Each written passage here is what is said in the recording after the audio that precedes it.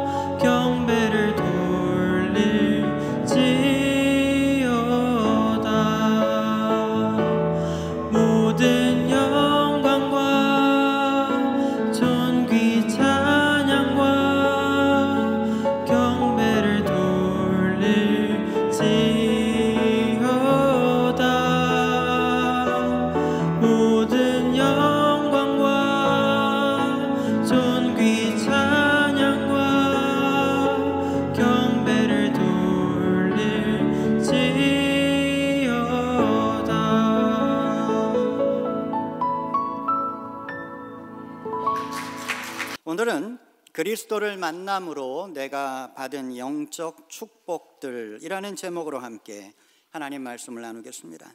만남이란 인생에서 매우 중요합니다. 만남은 축복과 심판을 함께 가지고 있는 신비한 하나님의 섭리입니다.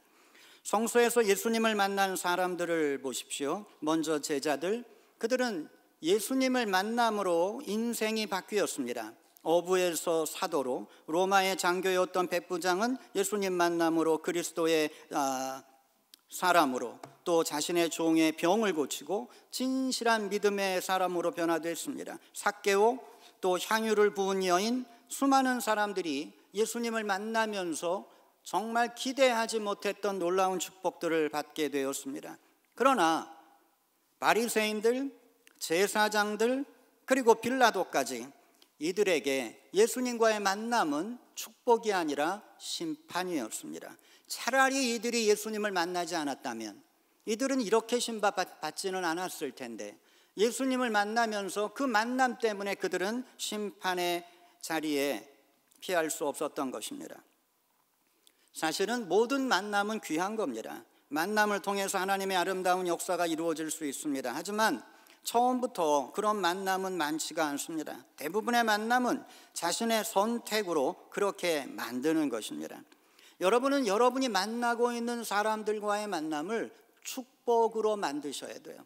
자, 여러분 생각해 보세요. 남녀가 사랑을 해서 결혼을 합니다. 결혼할 때 어떤 생각이에요? 내가 이 사람 만난 건 정말 하나님의 축복이야. 그런데 시간이 지납니다. 점점 이 사람의 안 좋은 모습이 보이게 됩니다. 결국은 큰 싸움을 하고 이혼까지 하게 됩니다. 그렇다면 그 만남이 처음엔 축복이라고 생각했던 만남이 그게 심판이 되고 마는 거 아니겠어요? 여러분, 만남을 축복으로 만드느냐 심판으로 만드느냐는 내가 선택하는 것입니다. 내가 결정하는 것입니다. 그러니 여러분의 만남을 결코 심판으로 만들지 마십시오. 여러분의 만남을 귀하게 여기시고 여러분의 만남을 축복으로 만드셔야 돼요. 매 순간 여러분에겐 선택의 그러한 순간이 찾아오잖아요. 여러분은 그 선택의 순간을 통해서 여러분의 만남을 축복된 만남으로 만들어 가셔야 합니다. 그러나 조심해야 될 게 있습니다. 이게 잘못된 만남이라는 걸 깨달았으면 빨리 정리해야 합니다. 서로가 심판으로 끝나지 않도록 빨리 정리하는 것도 하나의 지혜가 될 것입니다. 인생은 만남을 통해 행복을 얻게 됩니다. 누구를 만나느냐에 따라 인생이 달라집니다. 좋은 남편, 좋은 아내를 만나면 인생이 행복하지만 잘못된 만남은 서로에게 불행일 뿐입니다. 친구도 잘 만나야 합니다. 잘못된 친구 때문에 인생을 실패자로 끝내는 사람들 얼마나 많습니까? 교회도 잘 만나야 합니다. 사람마다 성격과 생각이 다르듯이 교회도 교회 나름대로 성격과 생각이 다릅니다. 그래서 교회도 자기의 성격과 생각에 맞는 교회가 좋겠지요. 우리는 하루에도 수많은 사람들 만나고 수많은 일들을 만납니다. 그 중에는 정말 중요한 만남이 있고 심심해서 만나는 만남도 있고, 만나면 안 되는데 만나는 그러한 경우도 있고, 어쩔 수 없어서 만나는 경우도 있고, 안 만나면 안 되는 만남도 있죠. 이러한 만남들을 우리는 우리의 선택을 통해 축복의 만남으로 만들어 가야 할 것입니다. 우리의 인생에서 가장 중요한 만남이 있다면 그건 무엇일까? 제가 제 인생을 바라보면서 내가 만났던 지금까지 내 인생의 가장 중요한 만남은 뭘까? 물론 가장 중요한 만남이라고 말을 하자면 제가 제 아내를 만나서 결혼을 했던 것, 가장 중요한 만남이겠죠. 그리고 어느 날 저에게 2명의 자녀가 태어나게 된 것, 이것도 정말 제가 어떻게 하려고 해서 한 것이 아니라 하나님이 저에게 주셨던 축복의 만남이죠. 그리고 어느 날 또 보니까 4명, 5명의 손주가 또 태어나게 된 겁니다. 이러한 만남, 제 인생에 정말 소중한 만남이 제가 지켜가야 됩니다. 제가 우리 교회와의 만남, 또 여러분과의 만남, 이건 정말 소중한 겁니다. 비록 제가 은퇴를 하더라도 이 만남은 소중하게 간직해야 하는 그러한 만남들이죠. 여러분, 우리의 인생에 정말 중요한 만남이 있어요. 이러한 만남은 정말 잘 지켜야 돼요. 여러분의 잘못된 선택으로 이러한 만남이 흔들리지 않도록 해야 할 것입니다. 그런데 이 모든 만남보다 정말 중요한 만남이 있다면 그건 내가 그리스도를 만나게 되었던 그 은혜의 사건이겠죠. 그리스도와의 만남, 이것은 정말 우리의 인생에 중요한 것입니다. 그리스도의 만남은 우리에게 영적인 삶을 열어주게 되었습니다. 그리스도의 만남이 주는 축복이 무엇일까? 내가 주님을 만나고 나서 누리고 있는 영적인 축복은 무엇인가? 이것을 우리가 이 시간 함께 생각해 보려고 합니다. 자, 첫 번째는 풍성함의 축복입니다. 그리스도와의 만남은 우리에게 풍성함의 축복을 줍니다. 제 손주들을 보면 아주 재밌습니다. 훈이는 누나를 좋아합니다. 누나를 보면 웃고 누나가 먹는 것을 보면 그거 자기도 먹고 싶어 합니다. 그런데 시아는 그러한 훈이가 귀찮아요. 자기에게 오지 않았으면 좋겠어요. 엄마가 시아에게 시리얼을 주었습니다. 그런데 훈이는 누나가 시리얼을 먹는 걸 보면서 손을 뻗어서 그걸 좀 자기도 좀 먹어보겠다고 달라고 합니다. 그런데 시아는 움켜쥐고 안 줍니다. 그러면 엄마가 시아에게 시아야, 이거 더 맛있는 과자를 엄마가 줄게.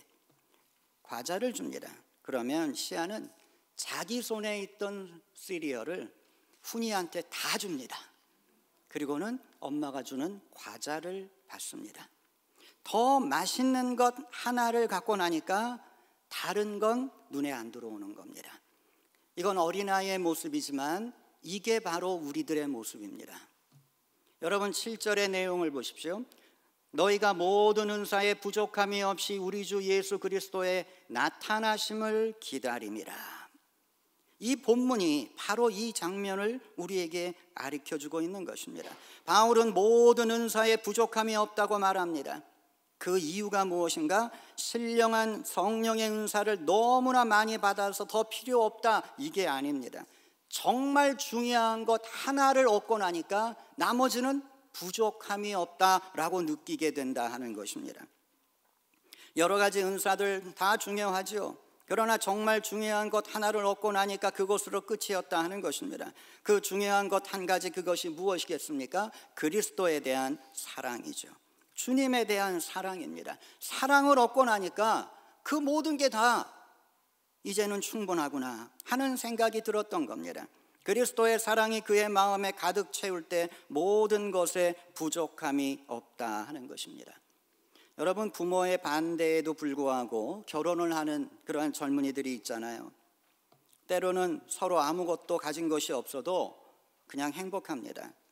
그 이유가 무엇이겠습니까? 서로를 사랑하기 때문입니다.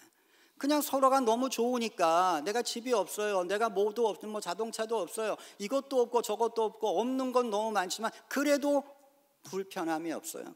그래도 행복하다 하는 것입니다. 굶어도 행복하다 하는 것입니다.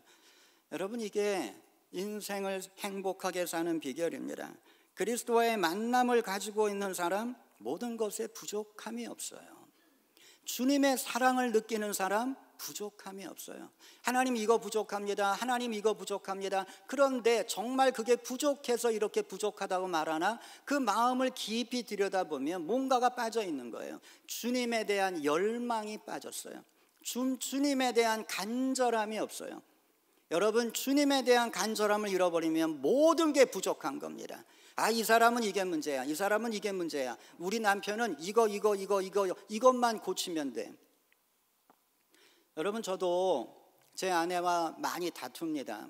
젊었을 땐 어떻게 하면 안 다툴까 연구를 합니다. 그리고 제 아내와 협정을 맺어요.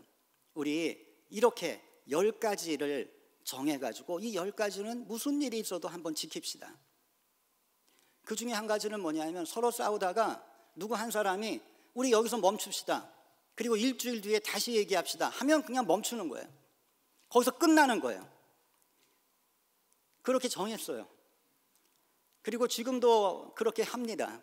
그만하자고, 여기서 멈추고 서로 불만이 있으면 일주일 뒤에 얘기하자고. 근데 일주일이 지나면은 다 잊어버려요. 근데 어떤 땐 정말 화가 많이 날 땐 여보 여기서 그만하고 일주일 뒤에 얘기합시다. 그러면 일주일 뒤에 어떻게 얘기해? 지금 끝내야지. 화가 너무 나면 그게 안 먹혀요. 여러분 그렇습니다. 그 10가지 이걸 지키면 행복할까? 제가 깨닫는 건 그거 지켜도 행복하지가 않아요. 그런데 둘이 정말 사랑했을 때는 어때요? 그런 거 없어요. 없어도 그냥 행복했잖아요. 정말 중요한 것 한 가지를 붙잡고 있는 사람은 다른 게 그렇게 필요한 게 아닙니다. 내 남편 이게 문제야, 내 아내 이게 문제야, 그런 생각이 들어오면 아, 내가 사랑이 식는구나 이렇게 생각하시고 바로 회개하시면서 내가 어떻게 하면 사랑을 키울 수 있을까 찾아보십시오. 그리고 사랑을 잡으면 다시 그거 안 보입니다. 내가 덮어줘야지, 내 남편 이거 약점이니까 내가 도와줘야지, 이런 생각이 들지 당신 그거 고쳐 이 말이 안 된다 하는 것입니다. 여러분 우리가 많아서 부족함이 없는 게 아닙니다. 그리스도 하나로 만족하기에 부족함을 못 느끼는 거다. 우리가 이것을 생각해야 합니다. 현대인들은 늘 부족하다고 생각합니다. 그 이유는 그리스도 없이 다른 것만 가지려 하기 때문입니다. 그러니 계속 욕심이 생기는 겁니다. 그리스도가 우리의 전부가 되어야 합니다. 그리스도 한 분으로 우린 만족해야 합니다. 그리스도가 내 마음을 가득 채울 때 우리는 비로소 행복합니다. 여러분 그리스도에게 여러분의 인생에 부족함을 채워달라고 기도하지 마십시오. 그러한 기도 별 의미 없습니다. 그리스도를 진심으로 만나면, 주님을 사랑하게 되면 다 사라지게 될 것이기 때문입니다. 우리에게 중요한 건 그리스도와의 만남을 통해서 그 사랑을 마음에 채우는 것입니다. 그리스도의 사랑이 우리의 마음에 임하면 우리는 부족함을 느끼지 못합니다. 여러분 그리스도의 사랑을 구하시기 바랍니다. 두 번째로 우리가 주님을 만남으로써 얻게 되는 축복, 그것은 용서의 축복입니다. 그리스도는 언제나 우리를 용서해 주십니다. 어떤 죄를 지었던, 언제 죄를 지었던 회개하며 주님께 나아가는 자를 주님은 내치시지 않습니다. 언제나 품어주시고 용서해 주십니다. 여러분 사람에게 흠 없는 사람 있겠습니까? 우리 교회 권사님들 중에 저에게 이런 말씀하신 분이 계세요. 목사님은 다 좋으신데 좀 너무 냉정하세요. 너무 차가우세요. 이렇게 저에게 말씀하신 분이 계셔요. 저도 솔직히 인정합니다. 제가 그렇게 다정한 사람은 아니죠. 그런데 또 그런 생각을 해봐요. 내가 너무 교인들과 가까이 지내면 어떻게 되었을까? 그러면 내가 이 교회에서 32년 동안 목회를 할 수 있었을까? 여러분 그런 교회 있잖아요. 목사님이 교인들 몇몇하고 너무 가까운 그런 교회 있잖아요. 맨날 식사를 해도 그분들하고 같이 식사하고 그분들하고만 만나 그런 분 계시긴 해요. 그런데 그런 교회가 모든 교인들이 화평하게 평화롭게 교회 생활을 하나? 그건 아니잖아요. 어느새 파가 나뉘어지고 또 서로 싸우게 되고 그러지 않겠어요? 그러니까 목사와 교인은 어느 정도 좀 거리가 있는 것이 오히려 교인들에게나 목사에게나 그게 좋은 게 아닐까 하는 이러한 생각도 해보게 됩니다. 아마 여러분도 마찬가지이실 겁니다. 너무 가까우면 일단 흠이 보여요. 그렇잖아요. 처음엔 잘 모르죠. 다 좋은 것 같죠. 나에게 다 잘해주니까. 가까워지고 나면 그때부터 이제 문제가 보이기 시작합니다. 세상에 죄 없는 사람 없고 흠 없는 사람 없습니다. 그런데 목사랑 너무 교인이 가까워서 서로 흠을 보고 있다면 이게 어떻게 평화로운 이러한 교회 생활이 되겠습니까? 여러분 8절을 보십시오. 8절에 주께서 너희를 우리 주 예수 그리스도의 날에 책망할 것이 없는 자로 끝까지 견고케 하시리라. 이 말씀에서 누가 우리를 책망할 것이 없는 자로 만들어 주십니까? 나 자신인가요? 아닙니다. 예수님이 만들어 주신다는 겁니다. 우리가 예수님 안에 있을 때 그리스도만 붙잡고 살아갈 때 그 그리스도의 은혜가 우리의 죄를 덮어준다고 하는 것입니다. 우리에게는 수많은 책망받을 것들이 있습니다. 여러분 다 여러분의 허물 고쳐보려고 노력하셨을 겁니다. 그런데 여러분의 잘못된 성품 그게 고쳐집니까? 나는 좀 말을 예쁘게 해야 돼. 자, 그런데 그 말이 예쁘게 나오나요? 그거 쉽지가 않은 것입니다. 우리의 힘으로 우리의 죄된 성품을 이기기가 어렵습니다. 그래서 그리스도께서는 어떻게 하십니까? 너 이거 고쳐 하면서 고쳐주시나요? 아닙니다. 주님은 덮어주세요. 그거 그냥 덮어주신다 하는 겁니다. 여러분, 주님께서 우리의 죄를 용서하시는 건 덮어주시는 거예요. 우리가 그걸 회개했기 때문에 다시는 그러한 죄를 안 짓기 때문에 용서하시는 게 아닙니다. 우리를 덮어주시는 거예요. 그만큼 우리를 사랑하시기에 덮어주신다 하는 것입니다. 그래서 우리에게 책망할 것이 없는 거예요. 진짜 없는 게 아니에요. 은혜를 들추고 나면 그 속에 있는 거예요. 그 은혜가 우리를 감싸고 있는 거죠. 그래서 여러분, 부부 사이에도 마찬가지다. 제가 말씀드렸잖아요. 자꾸 남편의 문제가 보인다. 여러분이 들추고 계신 거예요. 은혜를 들추니까 보이잖아요. 그냥 은혜가 덮고 있게 내버려 두어야 하는데, 그리고 내 눈도 은혜로 덮여야 하는데 자꾸 은혜를 들추고 그 속에 뭐가 있나 보려고 하니까 이런 상처가 보이고 문제가 보인다 하는 것입니다. 주님은 우리를 책망할 것이 없는 자로 만들어 주십니다. 정말 책망할 게 없는 게 아니다. 책망할 건 너무나 많지만 은혜로 덮어주신다라고 하는 것입니다. 그리스도의 사랑과 용서가 우리의 죄를 덮어주십니다. 그래서 그리스도 안에 있는 우리는 과거의 죄 때문에 괴로워할 필요가 없습니다. 그러나 주님의 은혜가 떠나면 문제가 드러납니다. 죄가 드러납니다. 우리는 그리스도 안에 있을 때에만 책망받을 것이 없는 존재가 됩니다. 책망받을 것이 없는 존재란 죄가 없는 사람이 아니라 죄를 용서받은 사람입니다. 그리스도께서 우리의 허물과 죄를 해결해 주셨습니다. 흠투성이인 우리지만 그리스도의 사랑이 우리를 덮을 때 그 모든 것과 함께 용서함도 받게 된 것입니다. 여러분, 우리가 하나님의 심판대 위에서 기쁨으로 주님을 만나기 위해서는 그래서 끝까지 주님의 은혜를 붙잡아야 합니다. 주님을 놓치면 다 끝입니다. 아무리 좋은 집에서 살면 뭐합니까? 아무리 좋은 차를 타고 다니면 뭐 하겠습니까? 주님을 잃어버리면 다 잃어버리는 것입니다. 여러분, 주님을 붙잡으셔야 돼요.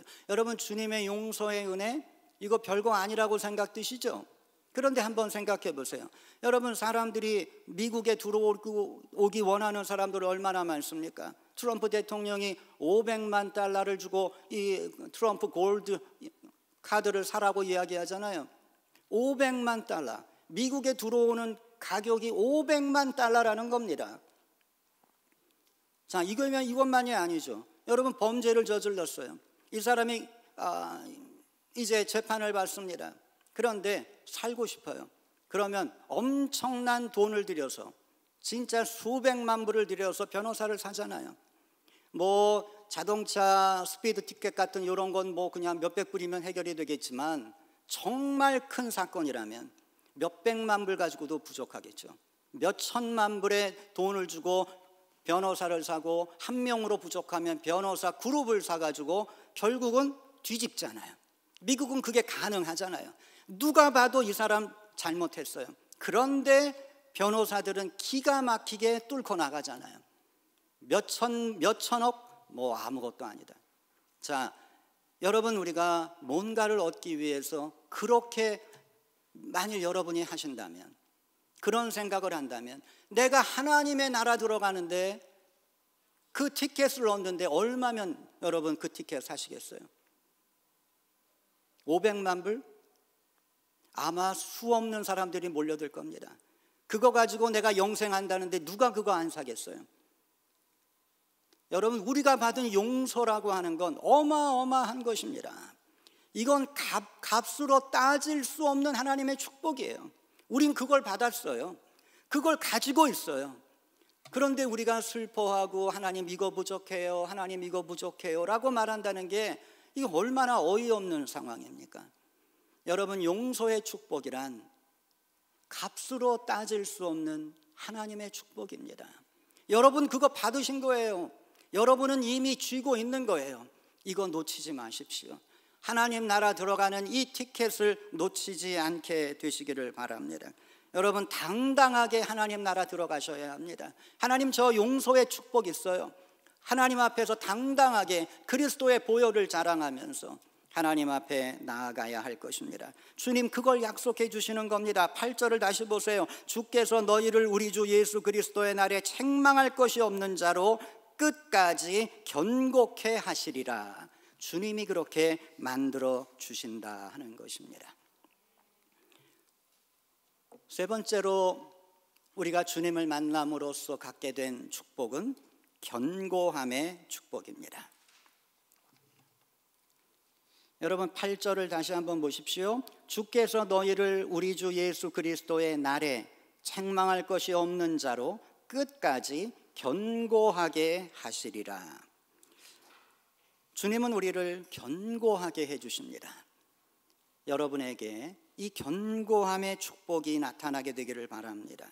모세와 이스라엘 백성이 출애굽을 한 후에 위기를 만났습니다. 앞에 홍해가 가로막고 있습니다. 뒤에는 애굽의 군대들이 추격해 오고 있습니다. 이때 이스라엘 백성들이 하나님과 모세를 원망했습니다. 그들은 두려웠습니다. 그때 모세가 이렇게 말합니다. 너희는 가만히 서서 여호와께서 오늘날 너희를 위하여 행하시는 구원을 보라. 여호와께서 너희를 위해 싸우시리니 너희는 가만히 있을지니라. 위기 속에서 하나님 원하시는 것이 무엇입니까? Be still. 견고한 마음을 가지고 하나님을 바라보고 흔들리지 않고 하나님의 기적을 기다려라 하는 것입니다. 무너지는 예루살렘 성을 바라보면서 이사야는 백성들에게 외쳤습니다. 믿음에 굳게 서라. Standing firm in faith. 이것이 이사야의 핵심입니다. 제일 이사야의 간절한 외침입니다. Standing firm. 단단하게 서라. 견고하게 서라. 여러분 앞으로 미국이 또 전 세계가 어떻게 변할지 모릅니다. 어떻게 흔들릴지 모릅니다. 여러분의 인생에 어떤 풍파가 몰아칠지 모릅니다. 여러분이 어떠한 질병에 걸릴지, 여러분의 자녀들이 어떠한 위기를 만날지 아무도 모릅니다. 누가 그걸 알겠습니까? 그런데 여러분 괜찮습니다. 여러분이 할 일은 오직 하나입니다. 이사야의 외침을 듣는 겁니다. Standing firm, 견고하게 서라. 믿음 위에 견고하게 서라. 여러분 결국 인생의 폭풍은 지나갑니다. 모든 건 지나갑니다. 사람은 위기를 만나면 정신이 흔들립니다. 두려움에 빠집니다. 위기가 문제가 아니라 바로 이 흔들리는 마음이 문제다 하는 것입니다. 여러분 대형 빌딩에서 화재가 나면 사람들 많이 죽잖아요. 그런데 이렇게 많이 죽는 이유가 뭐겠어요? 그 이유 중에 가장 큰 이유는 사람들이 당황하기 때문이에요. 흔들리기 때문이에요. 어디로 가야 할지 정신없이 뛰기만 하기 때문이에요. 그래서 죽는 거예요. 정확하게 판단하면서 지금 불이 25층에서 났으니까 내가 옥상으로 올라가면 이 불이 거기까지 오는데 최소 20분 이상 걸리겠지. 그럼 20분이면 헬리콥터가 오겠지. 그럼 난 살 수 있을 거야. 판단을 하고 움직여야 할 텐데 정신없이 움직이는 거죠. 어떤 땐 연기 속에 그냥 파묻혀가지고 불 속으로 들어가기도 하잖아요. 불이 20층에서 났고 이 사람은 25층에 있는데 밑으로 내려가면 어떻게 되겠어요? 자, 뭐든지 우리가 판단하고 생각하면 탈출할 수 있는 상황에서도 그냥 정신 잃어버리고 너무 불안해하고 두려워하면서 뛰다 보면 위험하다 하는 것입니다. 여러분 우리가 견고한 마음을 가져야 합니다. 앞으로 미국 어떻게 될지 모릅니다. 여러분 믿음을 가지셔야 됩니다. 견고한 믿음을 가지셔야 돼요. 어떤 일이 일어나도 나는 흔들리지 않는다. 어떤 사람을 만나든 나는 무너지지 않는다. 담대한 믿음을 가지고 나아가시는 여러분 되시기 바랍니다. 이게 축복이에요. 나는 누가 한마디 하면 막 두려웠어요. 그리고 그 사람 보기도 싫었어요. 그런데 어느 순간 그가 한마디 해도 그냥 웃음이 나와요. 그게 더 이상 내 마음에 상처를 안 줘요. 담대함의 축복을 받은 거죠. 여러분 주님은 우리에게 이걸 주기를 원하셔요. 담대함을 주기를 원하셔요. 여러분이 마음의 문을 열고 받으셔야 합니다. 주님 주시는 담대함을 받으셔야 합니다. 많은 그리스도인들이 너무 쉽게 시험에 듭니다. 사람들 때문에 흔들리고 생각하지 못했던 사건이 터지면서 흔들립니다. 조그마한 장애물만 나타나도 너무 쉽게 포기해버립니다. 왜 흔들리는가? 견고한 믿음이 없으니 흔들리는 거죠. 어떠한 상황에서도 흔들리지 않는 담대함, 미래에 대한 용기, 자신이 믿는 신념에 대한 확신, 바로 이러한 마음이 축복이다 하는 것입니다. 그리스도와의 만남을 통해 이 견고함의 축복을 받게 되시기를 바랍니다. 여러분, 주님을 만나면서 여러분은 이 세 가지를 이미 가지고 계신 거예요. 그런데 때로는 내가 가지고 있는 것이 무엇인지 놓쳐요. 우리에게는 주님이 주시는 풍성함의 축복이 있어요. 여러분, 이것도 없고 돈도 없고 직장도 없고 뭐도 없고, 그러나 그 모든 걸 덮어버릴 수 있는 주님의 사랑이 여러분에게 있습니다. 이거 하나 붙잡으면 없는 거 더 이상 문제되지 않아요. 주님과 동행하면 돼요. 주님 앞에, 주님 주시는 분도 주님, 가져가시는 분도 주님, 있으면 있는 대로, 없으면 없는 대로 살게 하옵소서. 그러고 가면 되는 거죠. 자, 하나님께서는 우리의 부족함을 아시잖아요. 내가 무엇을 먹을까, 무엇을 마실까 고민하지 말라고 했잖아요. 주님이 알아서 해주시니까. 여러분, 믿음을 가지고 그렇게 가세요. 여러분은 이미 용서의 축복을 받으셨어요. 이건 정말 위대한 축복입니다. 누구도 줄 수 없는, 우리 주님만이 주시는 이 축복, 이거 끝까지 가지고 하나님 나라 들어가시기 바랍니다. 그 전까지 견고함의 축복을 받으시고 흔들리지 않는 담대한 삶을 살아가시는 여러분 되시기를 예수님의 이름으로 축원합니다. 기도하겠습니다. 은혜로우신 하나님, 우리는 주님을 통해 너무나 귀하고 소중한 걸 받았습니다. 그런데 우리가 받은 이 소중함을 우리가 종종 잊곤 합니다. 하나님, 우리의 이 부족함과 어리석음을 용서해 주시고 주님께서 우리에게 주신 이 거룩한 축복을 우리가 소중히 간직하면서 이 축복을 통해 우리들의 인생을 승리자의 인생으로 만들어갈 수 있도록 도와주시옵소서. 예수님 이름으로 기도하였습니다. 아멘. 네, 여러분, 우리 교회 알리는 말씀 참고하시기 바랍니다. 오늘 1시부터 사랑방에서 몽골 선교위원회 모임이 있겠습니다. 다음 주일은 교인총회가 있겠습니다. 그래서 여러분, 점심 식사 빨리 하시고 본당으로 모여주시기 부탁을 드립니다. 중남부 한인교회 임원 세미나가 월요일서부터 수요일까지 우리 교회에서 있습니다.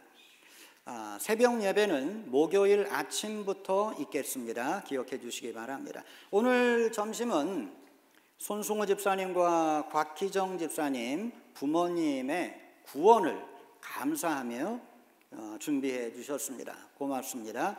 오늘 점심 봉사 여선교회에서 수고해 주시겠고, 헌화 곽희정 집사님 생일을 맞아 감사하며 봉헌하셨습니다. 고맙습니다. 애로우신 하나님, 우리를 불러주신 것 감사드립니다. 우리의 죄를 용서해 주신 것 감사드립니다. 하나님의 자녀가 되어 하나님 나라에 들어가게 하신 것 감사드립니다. 하나님이 우리에게 주신 너무나 훌륭하고 아름다운 축복들을 잃어버리지 않도록 우리에게 믿음을 더하여 주시옵소서. 믿음을 가지고 살아가면서 인생에서 만나는 모든 아픔과 문제들을 극복할 수 있도록 우리를 도와주시옵소서. 이제 또 한 주간을 살아갑니다. 이 한 주간 동안 담대하게 승리할 수 있도록 우리를 지켜주시옵소서. 이제는 우리 주 예수 그리스도의 은혜와 하나님의 사랑과 성령의 도우심이 영원히 우리와 함께 하시기를 간절히 축원하옵나이다. 아멘.